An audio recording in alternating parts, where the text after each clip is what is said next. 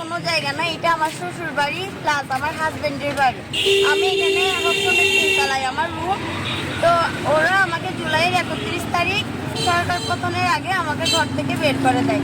বের করে দেওয়ার উদ্দেশ্য হচ্ছে আমার শ্বশুরের দুইটা ওয়াইফ, একজনকে ডিভোর্স দিয়ে দিছে, আরেকজনকে নিয়ে ওইখানে ওশান টাওয়ারে থাকে জেলা পরিষদের পাশে।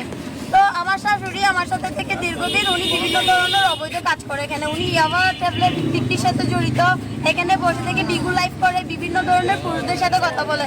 আমি এগুলোর বাধা দিতে গেলে ছেলেকে উস্কাই দিয়ে ওদের পরিবারের 4 জনকে ডেকে মাসিদুল হক, রাশেদ, মার্শাল, চেয়ারম্যান, তারপর আমার শ্বশুর চারোটা বসে তারপর আমাকে ঘর থেকে বের করে দেয়। আমাদের এলাকার চেয়ারম্যান, আদর চেয়ারম্যানকে ডেকে দুলাজারা চেয়ারম্যান রাতের 1টা বাজে ঘর থেকে কৌশলে বের করে দেয়। আমার যতবার কোনো প্রবলেম হয় আমার হাজবেন্ডকে গুম করে ফেলে।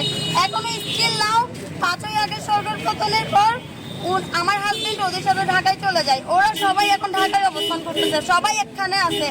ওরা আমি যাতে মামলা না করি, নারী নির্যাতন মামলা না করি, কোনো কিছুই না করি, এই জন্য 2 মাস পর আমার সাথে যোগাযোগ করে। আমার হাজবেন্ড স্টিল নাও সকালেও কথা হয়েছে, কিন্তু এখন ফোন বন্ধ করে দিছে, কারণ আমি এখন স্টেপ নিচ্ছি। ওরা মনে করছে আমাকে মানে 5 টাকা 10 টাকা এরকম করে দিয়ে আমাকে কোনো রকম বাপের বাড়িতে নামমাত্র খরচ দিয়ে আমার বৈবাহিক সম্পর্কটা এভাবেই চলবে, যেমন ওদের পরিবারের প্রত্যেকটা মানুষ এরকম হয়, একজনের থেকে দুইটা ওয়াইফ এরকম আমাকে এইভাবে চালাতে পারবে বলছে। কিন্তু আমি তো এগুলো মেনে নিব না।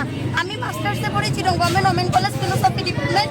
আমি আমার একটা অবস্থান চাই। আমার বাবা মারা গেছে 2017 সালে, 7 বছর কমপ্লিট। তো আমার মাও আর পারতেছে না আমাকে একটা মেয়ে বিয়ে দিতে অনেক খরচ করে বিয়ে দিছে। আমার মা আমাকে আর কতদিন চালাবে। আমি 6 মাস ধরে ওইখানে থাকতেছি। 6 মাসে ও আমার একবারও আমার সাথে দেখা করতে আসে নাই। আমি ওকে বলছি আপনি যেখানে থাকেন ওখানে আমাকে নিয়ে যান, ঢাকা হোক যেখানে হোক, আপনি তো থাকেন ওখানে, আপনি যেভাবে রাখেন আমি সেভাবে থাকবো। আমার মিনের কপিও আছে এখানে।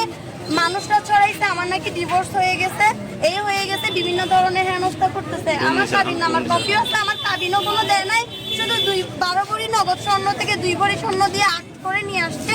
আমার কাবিনের টাকা না দেওয়ার জন্য, মোহরানা না দেওয়ার জন্য কোনো রকম যোগাযোগ করে না। এটা হচ্ছে আমার কাবিনের কপি, এই যে আমার কাবিনের কপি। ওরা আমার মোবাইলটা বন্ধ করে রাখে, আমার সাথে আলাদা করে নেবো আমি। এই হচ্ছে কথা, ওরা ক্ষমতার অপব্যবহার করে আসতেছে বরাবরই। আমি আমার রুমটা খুলে দিতে চাই, আমি নাইলে এখানেই অবস্থান করবো। ইরফানুল হক, ইফাত, শহীদুল হক, সোহেলের ছেলে। আপনার পুরো নাম? আমার নাম সুমাইয়া খানম জিহান, ও প্রথম পক্ষের ছেলে। এখন আপনি কি চান? আমি আমার রুমটা খুলে দিতে বলেন, আমি আমার বাসায় অবস্থান নিতে চাই। আমার থাকার কোনো জায়গা নাই।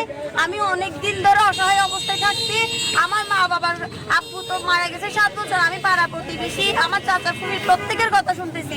আমি আমার জীবন এটা মানে কোন দিকে যাচ্ছে আমি নিজে বুঝতেছি না। আমি চাই আমার রুমটা খুলে দেয়, আমি সুস্থ একটা জীবন যাপন করি। আমার সুস্থভাবে বাঁচার অধিকার আছে। আমাকে এখানকার এলাকার মানুষ দিয়ে কিভাবে হুমকি দিচ্ছে, কিভাবে উস্কাচ্ছে, আমাকে পাগল বলে আখ্যায়িত করতেছে। এগুলো কোন ধরনের হেনস্থা? এগুলো তো ডোমেস্টিক ভায়োলেন্সের মধ্যে পড়ে, রাইট? এগুলো তো ডোমেস্টিক ভায়োলেন্সের মধ্যে পড়ে। আমি এগুলার বিচার চাই। আমি কোনো আওয়ামী লীগ পরিবারের বউ, সেটা আমার পরিচয় না। আমি একজন স্টুডেন্ট এবং আমি আমার হাজবেন্ডের স্ত্রী। আমি ইরফানুল হক, ইফাতের ওয়াইফ সুমাইয়া খানম জিহান। আমি আমার রুমটা চাই এবং আমার রুমটা খুলে দেওয়া হোক।